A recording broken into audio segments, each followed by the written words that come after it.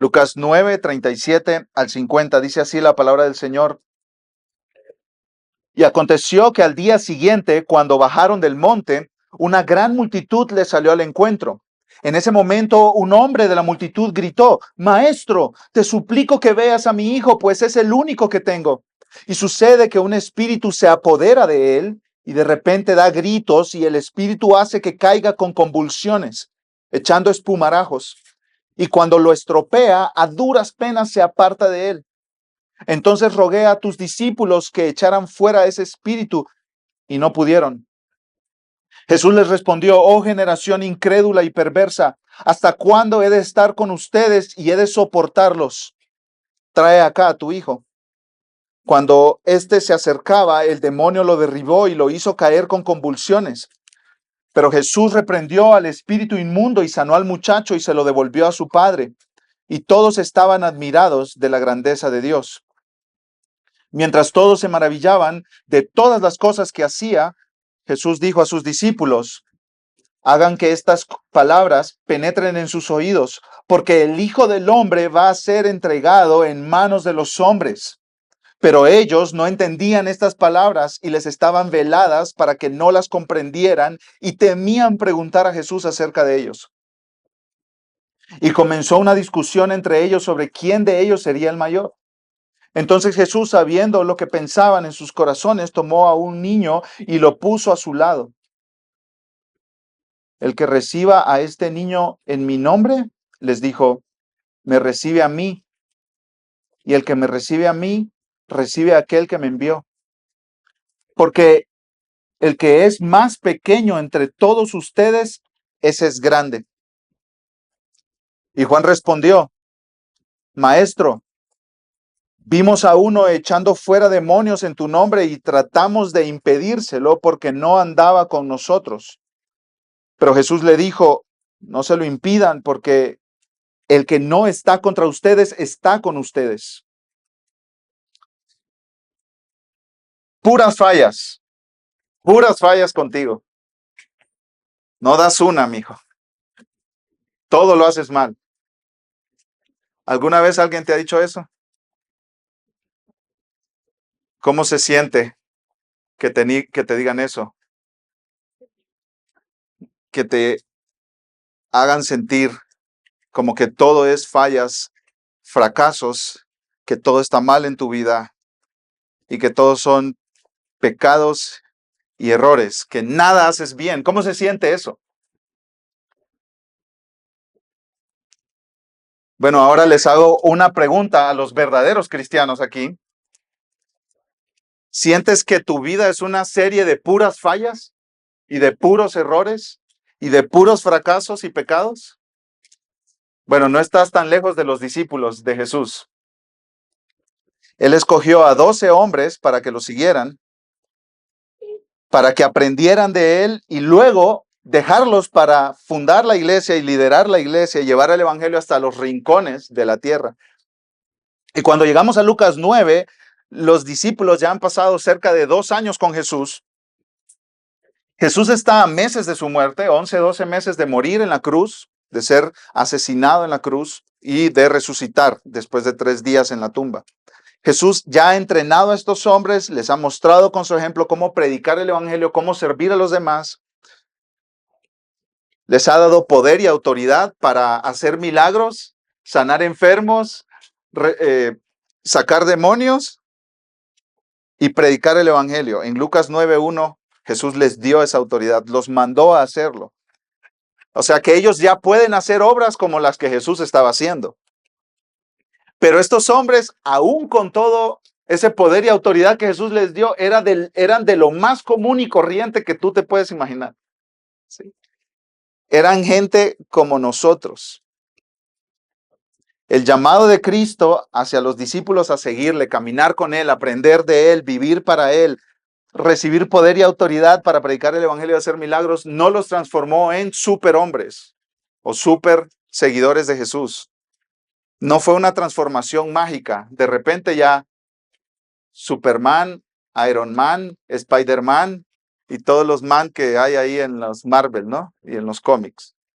No, estos hombres no dejaron de ser hombres normalitos, nada de super santos. Esas imágenes de los discípulos que encontramos en internet o vemos en las pinturas de la era medieval o en las pinturas de la edad antigua con sus aureolas y sus rostros brillantes y casi flotando y todo mundo así como queriéndolos tocar. Eso no es la verdad de los discípulos, de los apóstoles. Nada más lejos de la realidad. Y en Lucas 9, todo el capítulo, pero especialmente estos versículos aquí que acabamos de leer, nos muestran de verdad cómo eran estos hombres, nos muestran su impotencia, nos muestran sus fallas, sus errores, su falta de comprensión espiritual, su falta de entendimiento, su necedad y su horrible pecado. Para muchos de nosotros, la vida cristiana se siente como un montón de fracasos y fallas, ¿cierto? Y Lucas 9 nos dice, hey, está bien, todo está bien, porque lo mejor de todo es que Jesús está contigo. Y Jesús, escuchen esto, mis hermanos, no se rinde con nosotros. Jesús no se rinde contigo. Jesús no tira la toalla contigo. Jesús continúa trabajando porque la obra que comenzó en nosotros no la abandonará hasta que nos encontremos con Él en gloria. Y esas son muy buenas noticias para cristianos normalitos de carne y hueso como nosotros. Hay muchas lecciones en este pasaje y vamos a ver varias de ellas, pero la principal, mis hermanos, la que quiero que ustedes se lleven ahí en su corazón guardadita, es que tus fallas y tus pecados no detienen la obra de Dios. Tus fallas y tus pecados no detienen la obra de Dios, ni en ti ni en este mundo. Su obra no se detiene por nosotros. Su obra en nosotros no se detiene por nosotros. Su obra en este mundo no se detiene por nosotros. Su obra en tu familia no se detiene por ti. Su obra en tu matrimonio no se detiene por ti. Tus pecados y tus fallas no son tan y tan y tan grandes que Jesús llega a un punto donde dice, ya no puedo con eso. No existe tal cosa. Y esas son buenas noticias. Leo una cita del pastor John MacArthur que escribió un libro sobre los discípulos, se llama Hombres Comunes y Corrientes el libro, y dice lo siguiente: muchos cristianos se desalientan y se descorazonan cuando su vida espiritual y su testimonio sufren por el pecado y los fracasos. Tenemos la tendencia de pensar que no valemos para nada, pero las personas que no valen nada son precisamente la clase de gente que Dios usa, porque es la única clase de gente con la que cuenta para trabajar. Escucha esto. Él dice, Satanás tal vez puede tratar de convencernos que nuestras deficiencias nos hacen inútiles para Dios y para su iglesia. Pero la elección que Jesús hizo de sus apóstoles da testimonio del hecho de que Dios puede usar lo más indigno. Qué buenas noticias, ¿cierto? Este sermón se titula Jesús enfrenta las fallas y los pecados de sus discípulos. Jesús enfrenta las fallas y los pecados de los discípulos. Y voy a separar esta predicación en 4 partes, estudiando cada falla que encontramos en este pasaje y que también encontramos en nuestra vida. La primera falla, pecado, su incredulidad y perversidad. La segunda, su falta de entendimiento de la obra de Jesús. La tercera, su orgullo y competencia pecaminosa. Y la cuarta, su exclusividad pecaminosa. Vamos a verlas una por una, mis hermanos. Veamos en primer lugar entonces su incredulidad y perversidad. Su incredulidad y perversidad. Versículo 37, Lucas 9:37. Dice, y aconteció que al día siguiente, cuando bajaron del monte, una gran multitud le salió al encuentro. ¿De cuál monte venían? Del monte que se conoce como el monte de la transfiguración. Jesús en el monte de la transfiguración reveló su gloria, su majestad, les dio un vistazo de su gloria a 3 de sus discípulos, Pedro, Jacobo y Juan. Ahí estaban ellos 3. Elías y Moisés bajaron del cielo para tener una conversación con Jesús. Estaban hablando de la muerte y resurrección de Jesús en Jerusalén. Y de repente llegó una nube, la gloria de Dios ahí presente con ellos, y se escuchó una voz, Dios Padre hablando acerca de su Hijo. Dios dijo, este es mi Hijo, mi escogido, oigan a Él. Y ahí estaba Pedro, Jacobo y Juan, fueron testigos de eso, y de la gloria bajaron a lo normalito, mis hermanos. al mundo real, caído, lleno de dolor, de sufrimiento, de enfermedad, de batalla, de la obra de Satanás.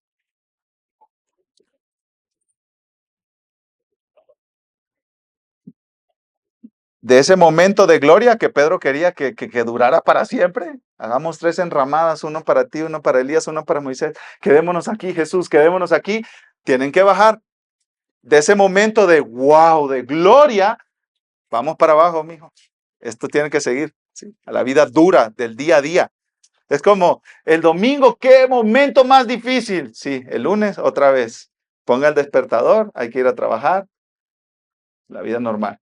Sí. Un día hermoso del Señor, domingo, de cantar con los hermanos, no necesariamente le quita el dolor de espalda o de las rodillas, mi hermano. Sí. Aquí tienen que enfrentar la enfermedad, el mal, el pecado y la obra de Satanás. Versículo 38. En ese momento, un hombre de la multitud gritó: Maestro, eso es un grito desgarrador, un grito de desesperación. Maestro, te suplico que veas a mi hijo, pues es el único que tengo. Y sucede que un espíritu se apodera de él y de repente da gritos y el espíritu hace que caiga con convulsiones, echando espumarajos, y cuando lo estropea a duras penas, se aparta de él. Este es un padre totalmente desesperado por su hijo. Este es un padre destrozado por la condición de su muchacho, de su hijo. Le grita a Jesús, un grito no tanto de enojo, de reclamo, sino de desesperación. Te suplico que veas a mi hijo. Es como, míralo, Jesús, míralo, considéralo, préstale atención. Este hombre está roto por dentro. ¿De qué le pasa al niño? Está endemoniado, tiene un demonio. Y la actividad del demonio en él se revela en convulsiones. Dice el padre explicando, el espíritu hace que caiga con convulsiones echando espumarajos. Y la palabra ahí estropea, cuando lo estropea, significa aplastar, romper a pedazos. Eso es lo que el padre está diciendo. Este espíritu está rompiendo a pedazos a mi hijo Jesús. En Mateo y Marcos se cuenta la misma historia, pero nos dan otros detalles. El padre dice que el espíritu malo que tiene este niño trata de echar a este niño al agua o al fuego. O sea, el punto es que el espíritu quiere destruirlo y la vida de este padre se ha resumido en proteger a su hijo. En el tiempo antiguo habían fuegos por todas partes, porque pues la comida se hacía no en estufas como la que nosotros tenemos, sino en hornos de leña cerca o adentro de las casas. Habían fogatas para calentarse en las noches. Habían pozos y fuentes de agua, ríos, y aquí cerca seguro está el lago de Galilea. Entonces, habían muchas maneras en las que este demonio quería destruir a este niño. Y el papá tenía la tarea de cuidarlo y protegerlo. ¿Cuántas veces había estado a punto de morir el niño y el papá lo había rescatado? Y esa era la vida de este padre y de su familia. ¿Sí? Este demonio atacaba violentamente al niño y el papá estaba ahí para protegerlo. Y todo esto es muy difícil, pero la frase es el único que tengo lo hace aún más difícil, mis hermanos. Porque en la antigüedad los hijos preservaban el linaje familiar. O sea, sin un descendiente bien, sano, fuerte, no podía preservarse la línea familiar. Entonces este padre está angustiado porque literalmente su familia desaparecerá. Ese es el punto. Jesús, nuestra familia va a desaparecer si mi hijo no se recupera. No tengo más hijos. Esta familia desaparecerá de la comunidad, desaparecerá de la nación de Israel. ¿Se imaginan a este padre, mis hermanos, llorando en las noches por su muchacho, cargado, preocupado? ¿Y ahora qué será? ¿Ahora qué vendrá para mi hijo? Pero Jesús no había sido la primera opción para este hombre. Miren el versículo 40. Jesús no había sido el primero que le había pedido ayuda. Versículo 40. Entonces rogué a tus discípulos que echaran fuera ese espíritu. ¿Y qué sucedió? No pudieron, no pudieron. Aquí seguro que se refiere a los 9 discípulos que se habían quedado en el valle cuando Jesús se llevó a los otros 3 al monte, a la transfiguración. Entonces aquí estaban estos 9 que ya en Lucas 9, 1 y 2 Jesús les había dado poder y autoridad para sacar demonios.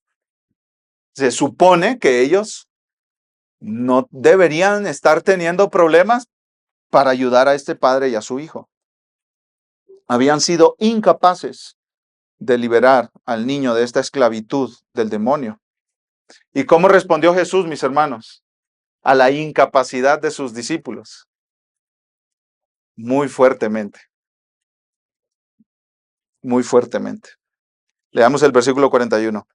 Jesús les respondió: oh generación incrédula y perversa, ¿hasta cuándo he de estar con ustedes y he de soportarlos?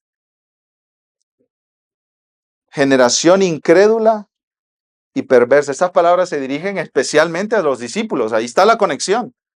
Tus discípulos no pudieron sacar al demonio. Se supone que ellos ya podían. Y Jesús les dice: ustedes son una generación incrédula y perversa. Fíjate que hoy en día un predicador de sanidades te diría: es que no lo pudieron sanar porque tú no tienes fe. Pero eso no es lo que la Biblia dice. Jesús, ¿a quién se está dirigiendo con esto de generación incrédula y perversa? A los discípulos, que se supone que ellos deberían estar confiando del poder que Él les dio y la autoridad que Él les dio para ayudar a este padre y a su muchacho. Sí. Hay muchos cristianos hoy en día que se sienten con culpabilidad porque predicadores les han dicho: es que no eres sano porque no tienes suficiente fe. Pero eso no es lo que la Biblia enseña, mis hermanos. Los incrédulos y perversos en este caso son los discípulos. Veamos esto aquí, mis hermanos, con mucha claridad y mucha pausa y mucha reflexión. Respiremos hondo y veamos la reacción de Jesús. Nosotros hemos visto a Jesús reaccionar con gracia, paciencia y con palabras dulces, podemos decir, ante el pecado de otros, las fallas de otros, pero aquí con sus discípulos está siendo radical, está siendo absolutamente cortante. Generación incrédula, generación perversa. Escuchen, mis hermanos, Jesús no es indiferente a nuestra incredulidad. ¿Qué es la incredulidad? Es la falta de fe, es no confiar en Dios, no confiar en su palabra, no confiar en sus promesas. Jesús revela aquí un profundo sentimiento de decepción ante la falta de fe de sus discípulos. Jesús tiene tanto desagrado que les dice: ustedes son una generación que no tiene fe, incrédula, y ustedes son una generación perversa, mala. Y después les dice: ¿hasta cuándo he de estar con ustedes? Y he de soportarlos. Jesús está soportando la incredulidad de este pueblo, de sus propios discípulos. Dice un comentarista, Philip Graham: no se trataba de una impaciencia pecaminosa, sino de una santa frustración ante la incredulidad de su propio pueblo, sus amigos más íntimos. Uno de los grandes sufrimientos de su tiempo en esta tierra fue la incredulidad de sus propios discípulos. Jesús sufrió por la incredulidad de sus discípulos. Y en los otros evangelios se completa la imagen, porque los discípulos le preguntan: Jesús, ¿nosotros por qué no pudimos? Y Jesús les dice: por su falta de fe, por su incredulidad. Y después les dijo: este género no sale sino con oración y ayuno. O sea, ustedes no tienen una vida de oración porque no confían en Dios. Ustedes no tienen una vida de oración porque no dependen de Dios. Y esto de ayudar a la gente y servir a la gente no es un asunto automático. un superpoder que ustedes reciben con una picada de una araña y ya, telita para siempre. No, mijo, no. Esto es un llamado a la dependencia continua del Señor. Esto es un llamado a la dependencia continua de Dios. Esa es la vida cristiana. Es un llamado a confiar hoy domingo en el Señor y mañana lunes también. Y en la noche, cuando tú estás ahí en tu cama, frustrado con tus pecados, roto, porque no llegas donde deberías llegar, porque no estás donde deberías estar, y volteas a la cruz y dices, yo confío en Jesús. Él es mi representante. Él vivió la vida perfecta que yo no podía vivir. Ese es el llamado de los creyentes, día a día, mis amados hermanos, noche a noche, minuto a minuto. Y los discípulos no confiaron en Jesús, no estaban viviendo una vida de fe.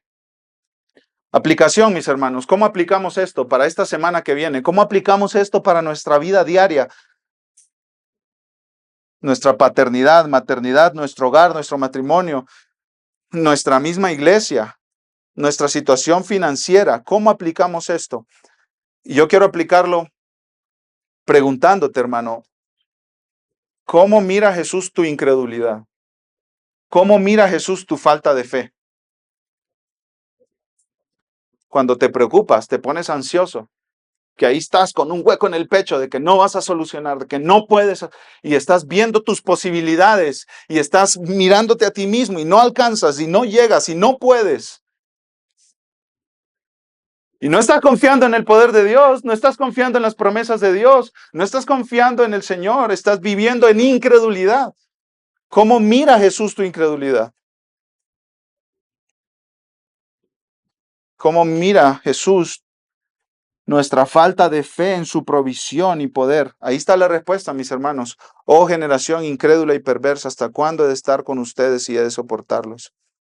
Voy a citar al pastor Sugel Michelén de República Dominicana. Dice lo siguiente: nuestra falta de fe es un insulto a Dios. Nuestra falta de fe es ofensiva a Dios porque pone en duda su carácter y la verdad de sus promesas. Cuando tú no confías en Dios, tú le estás diciendo, no creo en ti. Tú no puedes. No me puedes proveer. Me prometiste que me vas a proveer, pero yo no creo en ti. Yo tengo que vérmelas por mí mismo.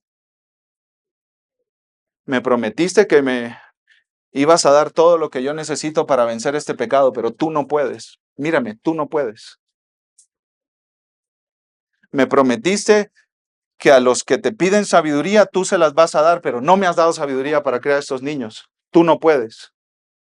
Hermanos, la incredulidad es un pecado grave, horrible, delante de Dios. Si tú tienes tu lista de top 5 pecados más horribles, adulterio, asesinato, mete ahí la incredulidad. Métela ahí.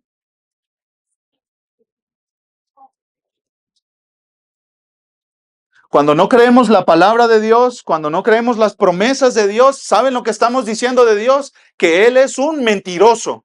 Eso es lo que estamos diciendo de Dios. Que Él es un mentiroso. Y Cristo se sintió exasperado aquí, santamente, sin pecado, por esta demostración de incredulidad de sus discípulos. Entonces, mis hermanos, aplicación, no tomes a la ligera tu incredulidad. No tomes a la ligera tu incredulidad. Dios es digno de confianza. Cuando tú dudes de Dios, de sus promesas, de su provisión para ti, lucha contra eso, lucha. Pelea contra eso, mis hermanos, con las mismas promesas de Dios. Pelea, lucha contra eso.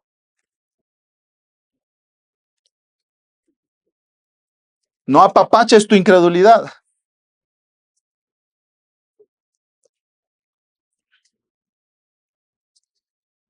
La fe no es algo secundario en la vida del cristiano, mis hermanos. La fe no es algo periférico, como afuera. Hay otras cosas más importantes. No, la fe es clave en la vida cristiana. Segunda de Corintios 5 dice, por fe andamos, no por vista. Gálatas 2 dice, vivimos por fe en el Hijo de Dios. Vivimos todo el tiempo por fe en el Hijo de Dios, no en tus buenas obras, no en que tú eres una buena persona, no en tu cuenta de banco, no en tus capacidades laborales, no en tus contactos. Por fe, ¿en quién, mis amados hermanos? En el Hijo de Dios. Hebreos 11, sin fe es imposible agradar a Dios. ¿No tienes fe? No puedes agradar a Dios. ¿Y cuál es el mayor acto de incredulidad, mis amados hermanos, que un ser humano puede cometer? El mayor acto de incredulidad es negarse a creer en el Hijo de Dios como Salvador. Y de todas las excusas que tú puedes estar poniendo para no creer en Jesús, la incredulidad es la razón principal. No quieres creer en Jesús, te rehusas a creer en Jesús. Estás confiando en tus buenas obras, estás confiando en que eres una buena persona, no tienes problemas de condenación porque tú no la puedes recibir. Es incredulidad, mis amados hermanos.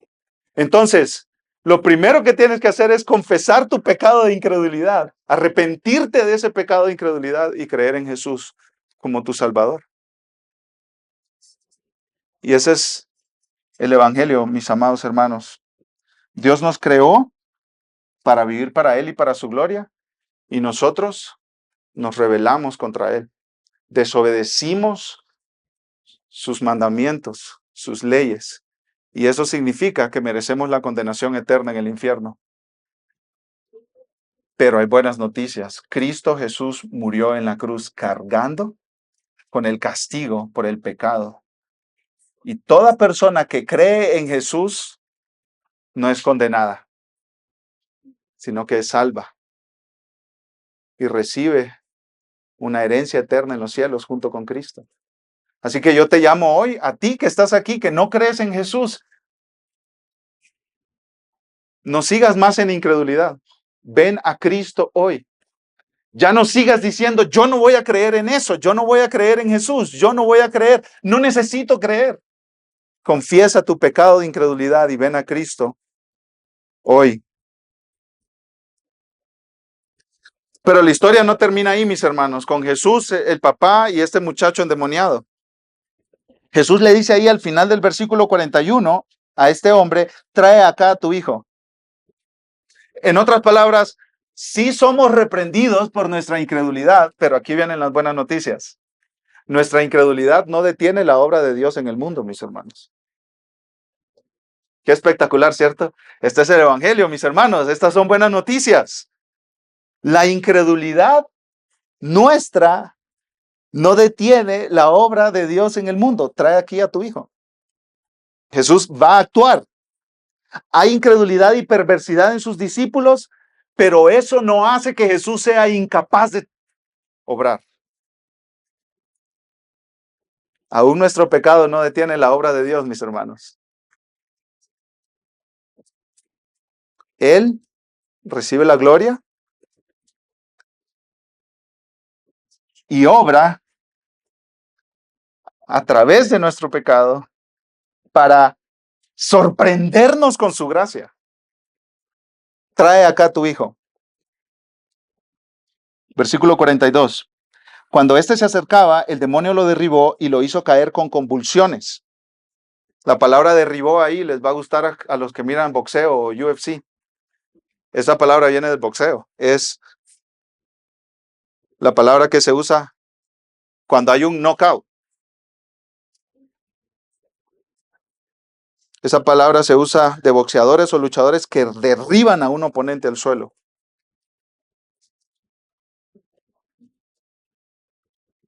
Pero Jesús, dice el versículo 42, la segunda parte ahí, reprendió al espíritu inmundo y sanó al muchacho y se lo devolvió a su padre.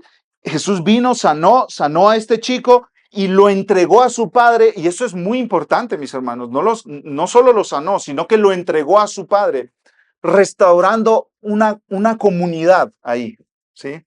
Restaurando esta relación de padre e hijo, de toda la familia, de esta familia a la comunidad nuevamente. Me gusta cómo lo explica un comentarista que se llama James Edwards. Escucha, dice, Jesús vuelve a demostrar que Él es el restaurador de familias. ¿Sí copiaste? Te la vuelvo a leer. Jesús vuelve a demostrar que Él es el restaurador de familias. Lo entregó a su Hijo. Volvió a poner eso junto, como debía estar.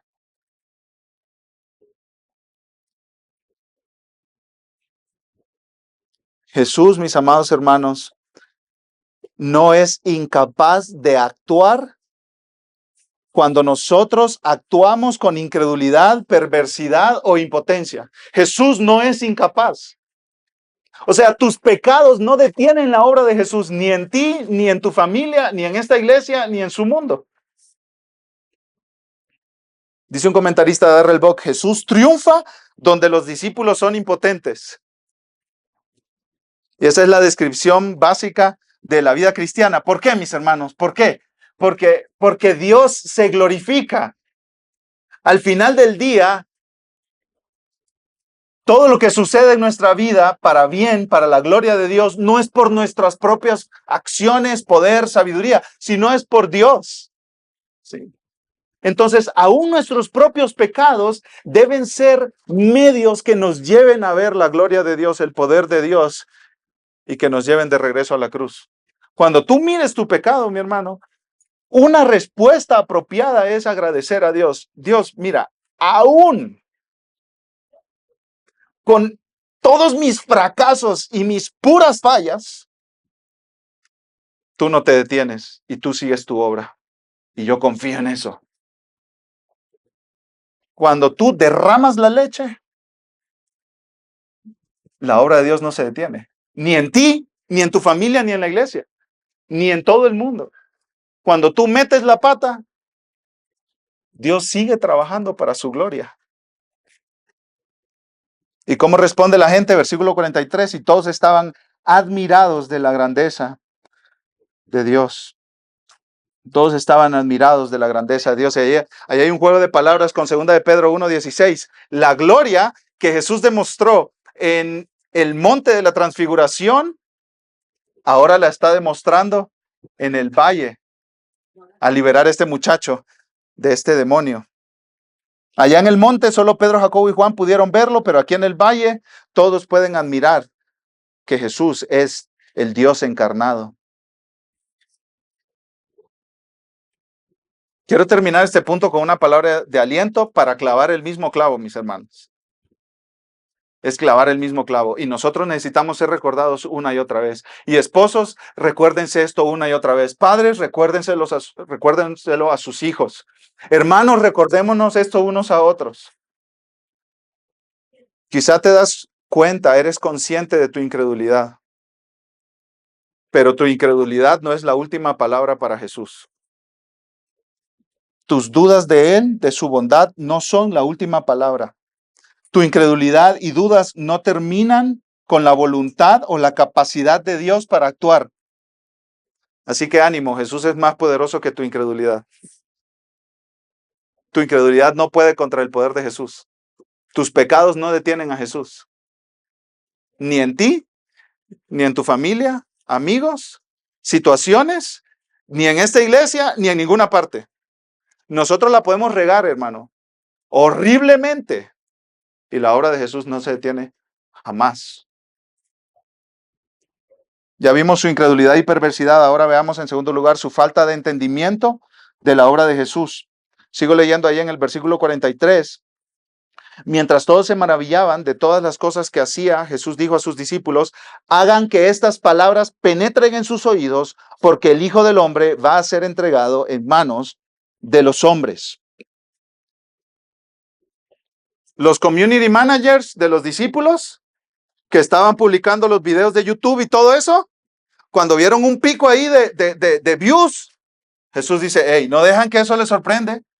Los likes ahí en Instagram, tranquilos, no dejen que eso les sorprende. Miren, estas multitudes están maravillados. Jesús les dice que Él va a la cruz que Él va a la cruz. Él tiene que completar su obra en esta tierra. Hagan que estas palabras penetren en sus oídos. Presten atención, tomen nota, no ignoren esto. No se dejen apantallar por las multitudes. No se dejen apantallar. El Hijo del Hombre va a ser entregado en manos de hombres. Yo voy a morir. Yo voy a la cruz. Ese es el trabajo de Jesús como rey. Toda la fama y el asombro actual cambiarán y se convertirán en condenación y asesinato. Quizás varias de las personas que estaban ahí, maravillados de Jesús, iban a estar meses después diciendo, crucifícale, crucifícale. Así de rápido cambian la opinión de las personas, ¿cierto? Hoy te están aplaudiendo, mañana te están comiendo. Ahí el apóstol Pablo, en el libro de Hechos, al final, tiene un naufragio, llega a una isla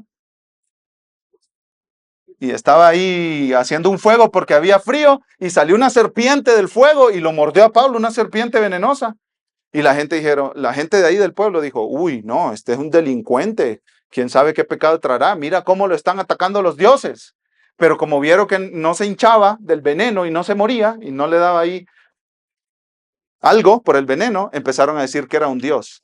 Entonces, de ser como asesino a ser Dios. En el caso de Jesús, lo contrario, ¿sí? De wow a te voy a matar.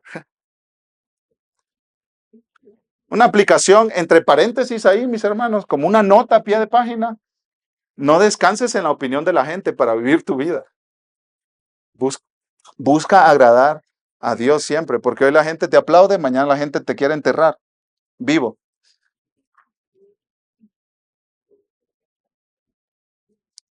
Jesús les está diciendo, no permitan que estos momentos les hagan olvidar lo que hablamos anteriormente. Moriré a manos de los hombres. Versículo 45. Pero ellos no entendían estas palabras y les estaban veladas para que no las comprendieran y temían preguntar a Jesús acerca de ellas. Los discípulos no conectaban los puntos.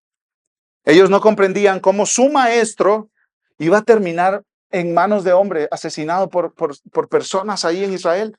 Ellos no entendían cómo su rey, Mesías, Cristo ungido, tenía que terminar muerto.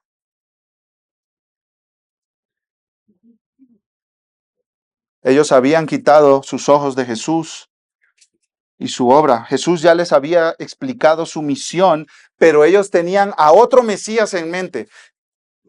Jesús estaba diciendo, este tipo de Mesías y rey soy yo. Y ellos decían, no, nosotros queremos este otro tipo de Mesías y rey.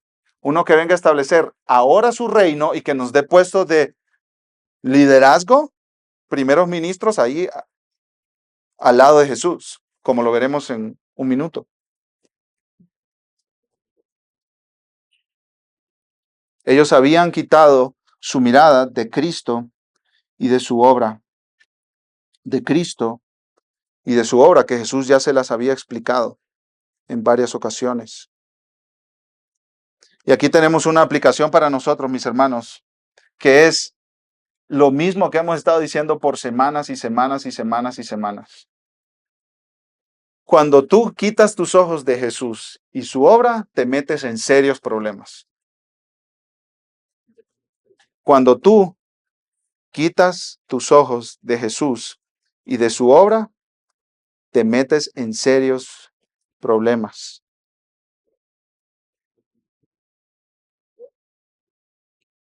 Un creyente no puede vivir su vida cristiana sin mantener sus ojos en Cristo y en su obra. Y ahí el fallo de los discípulos era centrarse en ellos mismos y sus pensamientos, en sus expectativas de la obra de Cristo, en lugar de centrarse en Cristo y lo que Cristo les había dicho que Él iba a hacer.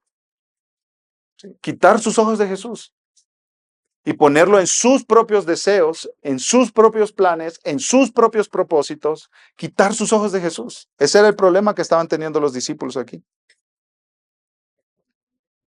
Quita tus ojos de Cristo en tu día a día, quita tus ojos de la obra de Jesús, de la misión de Jesús, y estarás en serios problemas, como los discípulos estuvieron también en serios problemas. Te quiero leer una cita de Michael Reeves. Dice lo siguiente: La mayoría de nuestros problemas cristianos y errores de pensamiento surgen precisamente por olvidar o marginar a Cristo. Quita a Cristo de tus ojos, deja de ver a Cristo, quita tus ojos y tu mirada de Jesús y tú vas a estar en tremendos problemas. Y ese es el propósito de Satanás constantemente, mis amados hermanos. Hacernos que nos enfoquemos en cualquier otra cosa, menos en Jesús y lo que Él nos dice que es su misión en esta tierra y su obra. Y Lucas dice que les estaban veladas estas palabras de Jesús para que no las comprendieran. Estos hombres necesitaban la obra de Dios para comprender totalmente lo que Jesús les estaba diciendo. Entonces, no solo eran incrédulos y perversos, sino que también tenían falta de entendimiento para comprender la obra de Jesús. Pero las fallas no terminaban ahí, mis hermanos. Si hay alguien a quien les aplicaba la frase puras fallas, era estos chavos. Puras fallas, chavos, puras fallas. Tercer lugar, orgullo y competencia pecaminosa. Esto como que se pone peor, o sea, es como ya están mal, pero metieron la pata y la siguen metiendo más. O sea, esto es hasta el fondo, brother. ¿Sí? Se te cayó la leche, pero luego la regaste por todo el cuarto. Versículo 46, orgullo y competencia pecaminosa. Versículo 46. Y comenzó una discusión entre ellos sobre quién de ellos sería el mayor. ¡Qué cosa! Jesús le está diciendo, voy a ir a la muerte. Jesús les está diciendo que Él será entregado en manos de hombre. Me van a matar, me van a asesinar, me van a quitar la vida. ¿Y ellos en qué están pensando? Jesús presidente, ¿cierto? ¿Y su equipo de trabajo qué? Yo tengo que estar ahí, mano derecha, consejero principal. Y empiezan a pelearse por eso. Empezaron los 12 a discutir por eso,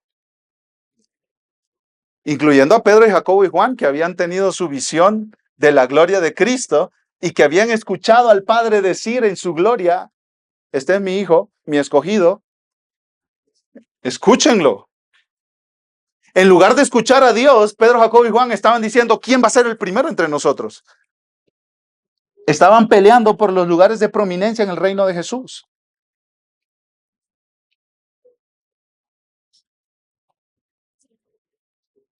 ¿Te pareces a los discípulos, hermano? Yo sí, un montón. Puras fallas. Estos eran Mr. Don Nadie, mis hermanos. O sea, de verdad, pescadores, gente olvidada. Algunos de ellos solo conocemos sus nombres y no sabemos casi nada de su vida. Pero estaban siguiendo al rey prometido de Israel y querían los mejores lugares, los mejores asientos, la mayor prominencia. ¿Y cómo se llama este pecado, mis hermanos? Se llama el pecado del orgullo. Y es tan natural para nosotros los seres humanos y se manifiesta de mil maneras. Autopromoción, egoísmo, defensa constante cuando te señala algún error. Autocompasión también. Pobrecito de mí, pobrecito de mí, pobrecito, pobrecito.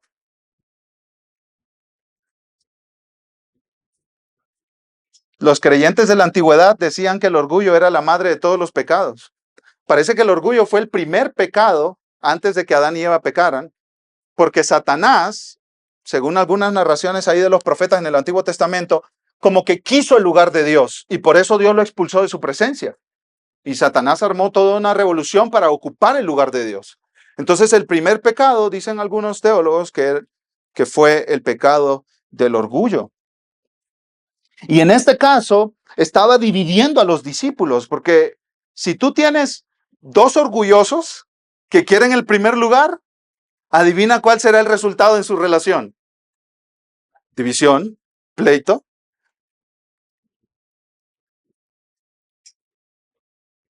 Aplicación, mis hermanos. Tiempo de confesión. Confession time. ¿Eres orgulloso tú? ¿Eres orgullosa? Bueno, el orgullo no está tan lejos de ti. Y esto quizá tenemos que aclarar que no se trata de temperamentos o personalidades. Alguien muy callado puede ser confundido con alguien humilde cuando es el más orgulloso del grupo. ¿Sí? Dice J.C. Ryle, de todos los pecados no hay ninguno contra el cual tengamos tanta necesidad de velar y orar como la soberbia. Es una pestilencia que camina en la oscuridad y una enfermedad que destruye. Ningún pecado está tan profundamente arraigado en nuestra naturaleza como el orgullo. Se pega a nosotros como nuestra piel. Sus raíces nunca mueren del todo. Están listas en cualquier momento para brotar. Al mismo tiempo, ningún pecado es tan insensato y engañoso como el orgullo. Puede disfrazarse de humildad. Puede acechar en los corazones de los ignorantes, los que no saben nada, y los pobres, tanto como en las mentes de los grandes, los sabios y los ricos. El orgullo, mi hermano, ni tan siquiera se trata de cuánto dinero tienes en el banco, ni la marca de tus tenis. Unos Jordan no dicen nada de ti, como unos marca Patito de por allá por el centro. Tú puedes ser orgulloso con los Jordan y con los marca Patito. ¿Sí? Tú puedes ser orgulloso manejando un bochito que se anda cayendo a pedazos o manejando un Volvo del 2025. ¿Sí? El orgullo no tiene que ver con cuánto tienes o cuánto no tienes. ¿Y cuál es la solución? Volver a ver a Jesús. Volver a ver a Jesús. Mira a Jesús, mira su humildad. Míralo, mira a Jesús, mi hermano. Contempla a Jesús. Filipenses 2, eso es lo que dice. Pablo dice en Filipenses 2, no hagan nada por vanagloria o por contienda. Más bien consideren a los demás como superiores a ustedes. En vez de verlos para abajo, míralos para arriba. ¿Cómo te puedo servir? ¿Cómo te puedo ayudar? Y después Pablo dice, haya pues en ustedes el mismo sentir que hubo también en Cristo Jesús. ¿Cómo puede llegar el punto en tu vida que no hagas nada por contienda o por vanagloria, sino que mires a los demás como superiores a ti? Mira a Cristo, contempla a Cristo, el cual siendo en forma de Dios no estimó el ser igual a Dios como cosa que aferrarse, sino que se despojó a sí mismo y tomó forma de siervo, hecho semejante a los hombres y estando en la condición de hombre se humilló. ¿Hasta qué punto? Hasta la muerte. ¿Qué tipo de muerte? Una muerte de cruz. El rey del universo muriendo por sus enemigos. Y solo la contemplación de Cristo te ayudará a ser humilde, mi hermano. Y eso es lo que Jesús hace a continuación. Como que les toma de la mano a los discípulos y les dice, hey, no es por ahí, no es por pelear quién tiene el primer lugar, miren, es por aquí. Versículo 47, entonces Jesús, sabiendo lo que pensaban en sus corazones, tomó a un niño y lo puso a su lado. Usó a un niño, a un chiquito, como una lección actuada ahí para todos ellos. Y esto es increíble porque en la antigüedad, especialmente en Israel, a los niños de 12, menores de 12 años, eran como puestos al margen, pues. No valían mucho, no aportaban mucho. ¿Sí? No se les enseñaba la Torá o la ley de Dios. Pasar tiempo con los niños se consideraba un desperdicio. Bueno, la cultura de hoy no está tan lejos de eso, ¿cierto? Por ejemplo, hay un escrito judío de ese tiempo que dice, dormir por la mañana, beber vino a mediodía, conversar con los niños y quedarse en lugares donde se reúnen los comunes y corrientes del pueblo, destruyen a un hombre. O sea, conversar con un niño te va a destruir. Es perder el tiempo. No lo hagas. Entonces, los judíos del primer siglo no miraban a los niños como algo muy especial, como muchos padres hoy en día, como muchos padres aquí. Mi niño, mi hijo, muy especial, lo amo. No. Dice un comentarista, James Edwards, nos equivocamos si imaginamos que las sociedades griega y judía exaltaban las virtudes de la infancia, como ocurre en nuestra sociedad occidental moderna. Las sociedades con altas tasas de mortalidad infantil, como las de la antigüedad, y gran demanda de mano de obra para el campo, la agricultura, el cuidar de los animales, no eran sentimentales con los niños y los jóvenes. Hasta que los niños podían contribuir a la mano de obra, simplemente no servían. Entonces mucha gente simplemente los dejaba a un lado, ni los consideraba. Era como, no existes. Los chiquitos, pues no existían. No aportas, no existes. Versículo 48. Jesús les dice, el que recibe a este niño en mi nombre, les dijo, me recibe a mí, y el que me recibe a mí, recibe a aquel que me envió, porque el que es más pequeño entre todos ustedes, ese es grande. ¿Qué estaban haciendo los discípulos? Peleándose por los lugares más altos, de más importancia, más prominentes. Y Jesús dice, mira a este niño que es invisible para la mayoría. Recíbelo. Porque el que es más pequeño entre todos ustedes, ese es más grande. O sea, Jesús invierte todos los conceptos de grandeza, éxito que tú puedas tener en este mundo. Jesús lo invierte todo. ¿Quieres saber quiénes son así los top, los más importantes? Son los que están más abajo. Estos son los reveses del Evangelio de Lucas. Los reveses, los que creen que están adentro del reino, Jesús dice, ustedes no, ustedes están fuera, excluidos. Y los que se sienten rechazados y se sienten fuera, Jesús dice, venga, ustedes van conmigo. Los grandes, ricos, famosos, religiosos, líderes, Jesús los ignoró por completo. Los Mr. Don Nadie, Jesús dijo, vengan, ustedes van a ser mis discípulos. Ese es el Evangelio. Esa es la obra de Cristo. Eso es lo que Jesús dice. En lugar de pelearse por ser el primero, por recibir atención, tú presta atención a los más pequeños, a los menores, a los que no valen nada, a los insignificantes según el mundo, a los que no tienen poder, a los que están solos. Así actuamos nosotros, ¿no? A ver a quién le hago un favor, al que tiene capacidad de regresarme el favor, ¿cierto? ¿Cómo voy a prestarle un favor a quien no tiene capacidad de regresarme un favor? Me debes una, brother. Ese me debes una. Ese es todo lo contrario a lo que Jesús está diciendo aquí. Jesús está diciendo aquí que recibamos a los pequeños e insignificantes, porque cuando recibimos a los pequeños e insignificantes, se hace una reacción en cadena que llega hasta el cielo. ¿Tú recibes a alguien que no vale nada para el mundo? Estás recibiendo a Jesús y estás recibiendo al Padre que envió a Jesús. Estás siendo hospitalario con Dios Padre y con Cristo Jesús, su Hijo. Darrell Bock dice, los discípulos tienen mucho que aprender. El ministerio de Jesús no es lo que ellos esperan. Ellos esperan grandeza, prominencia, fama, y Jesús dice, pequeñito, vete hasta atrás de la fila, allá. Esos son los primeros. Los últimos serán los primeros y los primeros serán los últimos. El significado, dicen dos comentaristas, es que en lugar de buscar estatus para nosotros mismos por orgullo como asociados del Mesías, los cristianos deberíamos, como hizo Jesús, identificarnos con los que no tienen estatus, dándoles la bienvenida para que se unan a nosotros en el reino.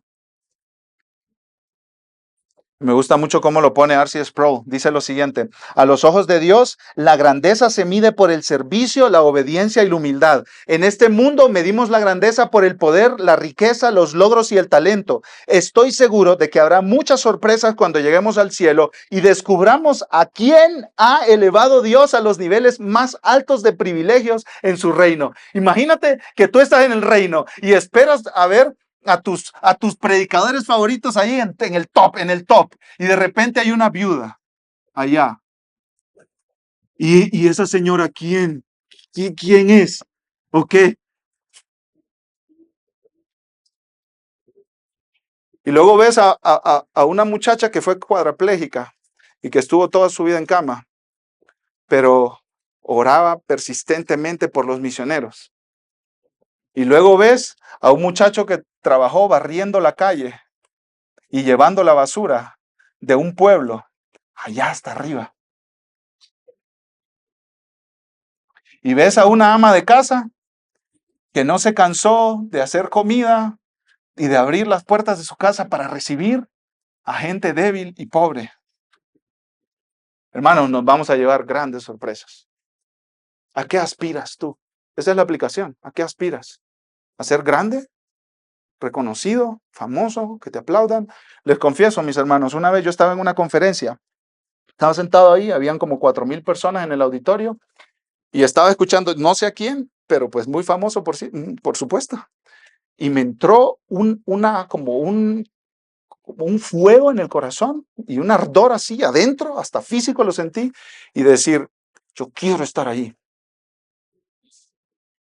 Y que estas, como así, miles de personas me queden viendo y me escuchen por 1 hora entera. Yo quiero eso. Fama, poder, gloria, aplauso. Y eso fue hace muchos años, mi hermano, 2010 por ahí. Y Dios me ha llevado por un camino de la humillación que ha sido bueno para mi alma. Que ha sido bueno para mi alma. Y mucho dolor y sufrimiento que a veces tenemos es de pura humillación, hermanos. Porque al que se exalta, Dios lo humilla. Y al que se humilla, Dios lo exalta. ¿A qué aspiras, mi hermano? Jesús dice, mira, aspira a prestarle atención a los que nadie les presta atención. Aspira a un servicio tranquilo y callado para la gloria de Dios, aunque nadie te vea y que nadie te aplauda. Sí, mamá, ahí cambiando pañales. 25,000 pañales. Ahí, hermana. Ahí.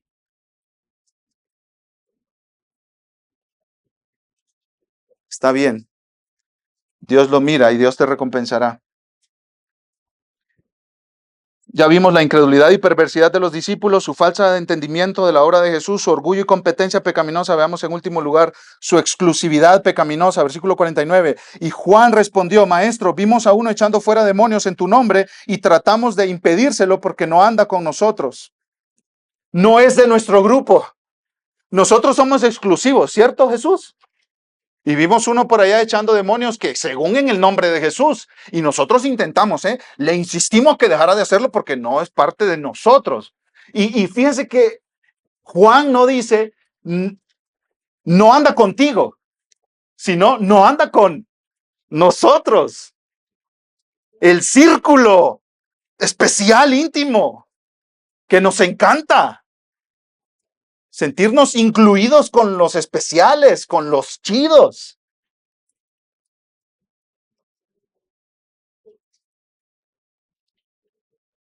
Es irónico porque los discípulos acababan de demostrar que no podían liberar a un muchacho de un demonio, ¿cierto? Pero aquí andaban regañando a uno que estaba sirviendo a Cristo, echando demonios allá. O sea, incapaces, impotentes, pero bien orgullosos. Sí, ese es un ejemplo, mis hermanos. Ustedes conocen a ese hombre del cual yo les estoy hablando, de que está muy, muy, muy seguro y muy, muy, muy equivocado. ¿Sí conocen a ese hombre? Yo conozco un par por ahí, ¿sí? Bien seguro y bien bravo y todo mal. Sus seguridades están mal. Está equivocado. Ahí está Juan y los demás. Ahí está Juan y los demás. Versículo 50. Pero Jesús le dijo, no se lo impidan, porque el que no está contra ustedes, está con ustedes. No sean sectarios. No separen a personas porque no hablan como ustedes o no piensan como ustedes. O no están en la misma iglesia que ustedes, o en la misma denominación que ustedes, o no van a las mismas conferencias que ustedes, o no leen los mismos libros que ustedes. Hay muchos reformados. Muchos reformados van a dar el grito en el cielo cuando se presenten delante de Jesús.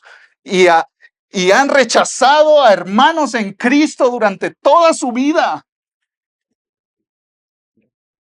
Y Jesús les va a decir, ¿por qué rechazaste a mis hijos que estaban haciendo mi obra? ¿Por qué menospreciaste iglesias que estaban haciendo mi obra? ¿Por qué hablaste mal de mis ovejas? ¿Por qué hablaste mal de mis pastores? Se nos van a abrir muy grandotes los ojos, mis hermanos, cuando empiece Dios a dar recompensas a sus siervos y encontrar a gente que nosotros aquí en la tierra la condenamos. Se nos van a abrir de par en par nuestros ojos. Hermanos, si hay alguien sirviendo a Cristo, dale gloria a Dios. Como el apóstol Pablo en Filipenses 2. Algunos, dijo él, en Filipenses capítulo 1, algunos predican a Cristo por envidia y rivalidad, otros lo hacen de buena voluntad. Algunos lo hacen por amor, otros por ambición personal, no con sinceridad. Entonces, ¿qué? Escuchen, que de todas maneras, ya sea fingidamente o en verdad, Cristo es proclamado y en esto me regocijo, sí, y me regocijaré. Alégrate cuando el nombre de Jesús es predicado, mi hermano. Aún por personas que no están en tu tribu, en tu campamento. Alégrate. Hay otras iglesias aquí en Guadalajara que las condenamos de volada. ¡Pah! ¡Mal! Detén tu juicio. Porque el único que juzga justamente es Cristo Jesús. Tú no eres Cristo Jesús. Detén tu juicio. Aplicación, mañana es lunes. No hablemos mal de iglesias, mis hermanos, ni de pastores. Señalemos el error y la mentira y la desviación, pero por amor a Cristo, no por descalificar gente que Dios no nos ha llamado a descalificar. Y aquí en esta iglesia queremos generar una cultura de gracia con otras iglesias y orar por ellos en lugar de condenarlos y descalificarlos, tarea que Dios no nos ha dado a nosotros. Puras fallas estos discípulos, ¿cierto? Y eso que no nos fuimos hasta adelante en el versículo 51 al 56 porque hay más fallas. Eso lo tomaremos en algunos meses si Dios lo permite. Pero quiero terminar con las palabras del apóstol Pablo a los filipenses. Estoy convencido precisamente de esto, que el que comenzó en ustedes la buena obra la perfeccionará hasta el día de Cristo. Ni todas tus fallas puestas juntas detienen la obra de Dios en ti. Ni todos tus pecados detienen el poder de Cristo en ti, en tu familia o en esta iglesia y en todo el mundo. Así que vámonos animados, porque sí es cierto, hay muchas fallas en nosotros. Como acabamos de cantar, mis faltas son muchas, su gracia es mayor. Ese es nuestro descanso, mis hermanos. Vamos a orar. Amado Padre, te bendecimos, Señor, por Jesús, por tu Hijo, por nuestro buen Salvador. Gracias porque somos recordados, Señor, de nuestras faltas, pero también somos recordados que Jesús es poderoso y vence nuestro pecado, Señor. Nuestro pecado no es más poderoso que Cristo.